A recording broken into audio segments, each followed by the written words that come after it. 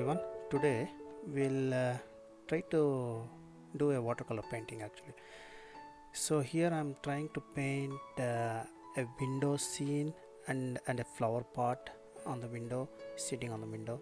So only thing is the painting is from inside the window, not the outside view. So you can just imagine that I'm using just watercolor and most of this is actually wet on wet. So the main thing you need to concentrate is most of the time, as you can see, I'm trying to wet the surface and then apply the color, so it's mostly wet on wet. You can try it too. It's very simple, small, and you need to concentrate mainly on the highlights where the light is falling, in the sense light comes from outside the window and then the shadow which falls on the side of the wall. So those are the things you need to uh, uh, paint properly. And on top of that, main thing is, you can see when I paint the window, I've left a thin line where the light actually hits. So you need to make sure that you need to show that as three-dimensional rather than just the two-dimensional. Just keep that in mind, mainly the highlights and shadows.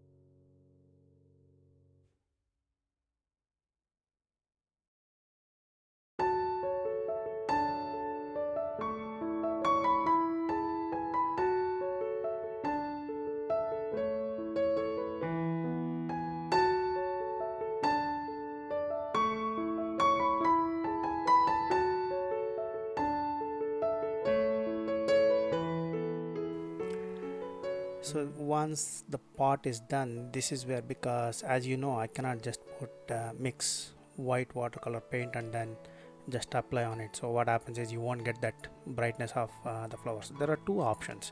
So one is that you can actually use drying glue. So you can actually apply the glue on the paper before you start painting, and then once that particular layer is dried, you can remove that glue and then paint on it whatever color. So that means you are actually trying to retain that white of the paper. If not, like I am doing, so what I have done is I have just taken pure color, mainly gouache, which is an opaque color, mixed with any of these colors so I can get the brightness of that. So that's the main thing I've used here, just a little bit of cheating. If you don't have gouache, you don't need to worry, you can actually use even acrylic paint as well, just for the sake of flowers, so you'll still get the same effect.